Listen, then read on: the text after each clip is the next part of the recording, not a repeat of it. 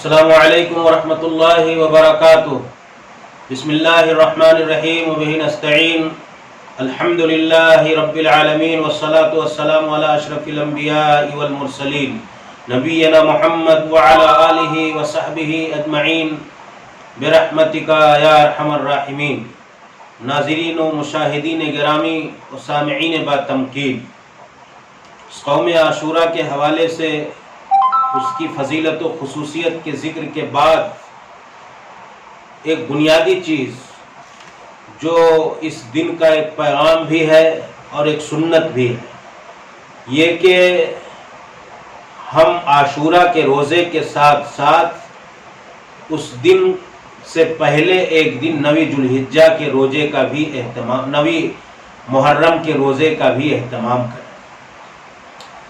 حضرت عبداللہ ابن عباس رضی اللہ تعالی عنہما کہتے ہیں کہ جب مدینہ طیبہ نبی اکرم صلی اللہ علیہ وسلم تشریف لے گئے تو وہاں جانے کے بعد صحابہ کرام نے دیکھا کہ اس دن یہود جو حضرت موسیٰ علیہ السلام کو مانتے ہیں وہ دن روزہ رکھتے ہیں، اس کی تعظیم کرتے ہیں۔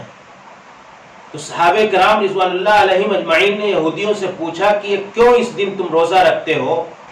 تو انہوں نے کہا کہ یہی وہ دن ہے جس دن اللہ رب العالمین نے اس انسانی تاریخ کے ایک ظالم و جابر بادشاہ فرعون کو غرق کیا اور موسیٰ علیہ السلام کو نجات عطا فرمائی۔ اس لیے اس دن کی خوشی میں ہم موسیٰ کی نجات اور فرعون کی ہلاکت و تباہی کے بدلے میں روزہ رکھتے ہیں۔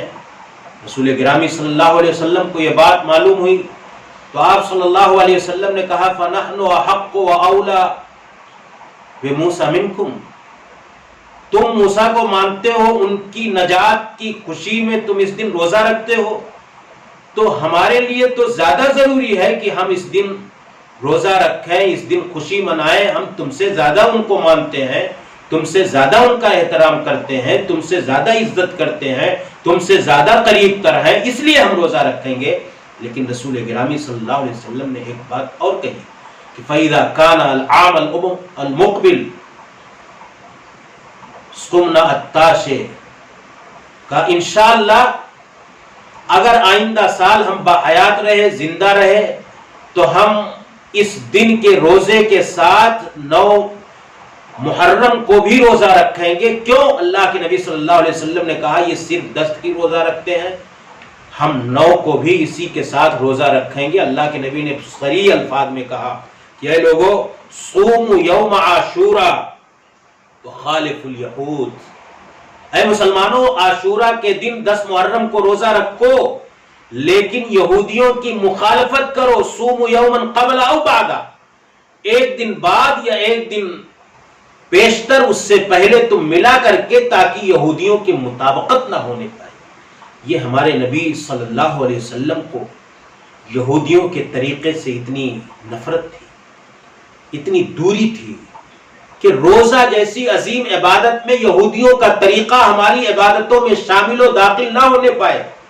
اس لیے نبی کائنات نے کہا کہ فَإِذَا كَانَ الْعَامَ الْمُقْبِلِ انشاءاللہ سمنا اليوم التاسع، اگر میں باحیات رہا تو اللہ کی مرضی رہی، اللہ نے چاہا، اس کی مشیت شامل آل رہی تو 9 کو میں روزہ رکھوں گا۔ اور قولی طور پر صحابہ کو حکم دیا کہ خالف الیہود، اے لوگوں یہودیوں کی مخالفت کرو۔ اس لیے میرے بھائیو 10 محرم کا روزہ جو ایک خصوصیت کا حامل ہے، اس کے روزے کے ساتھ ساتھ ایک روزہ آپ ملا کر کے رکھیں۔ یہی وجہ ہے کہ ابن قیم الجوزیہ رحمۃ اللہ علیہ نے زاد المعاد کے اندر، حافظ ابن حجر عسقلانی رحمۃ اللہ علیہ نے فتح الباری کے اندر ذکر کیا کہ اس روزے کے 3 مراتب ہیں۔ ایک درجہ تو سب سے اعلیٰ درجہ جو کیٹیگری ہے، پہلی کیٹیگری کہ 3 روزے ایک ساتھ 9، 10، 11، ہاں ایک دن آگے بعد والی روایت پر عمل ہو جائے گا، 3 دن کا روزہ رکھا جائے، 9، 10، 11۔ دوسرا درجہ یہ ہے کہ 9 اور 10 کو رکھا جائے یا 10 اور 11 کو رکھا جائے، 2 دن کا روزہ رکھا جائے۔ تیسرا درجہ یہ انہوں نے ذکر کیا فتح الباری اور زاد المعاد کے حوالے سے کہ صرف 9 کا روزہ رکھا جائے۔ 9 کا روزہ بھی آپ خالی رکھ سکتے، لیکن افضل اور بہتر یہ ہے کہ 9، 10 کا صرف روزہ آپ رکھ سکتے لیکن 9 کو 10 کے ساتھ ملا لیا جائے۔ یہ اللہ کے نبی صلی اللہ علیہ وسلم کا قولی حکم ہے۔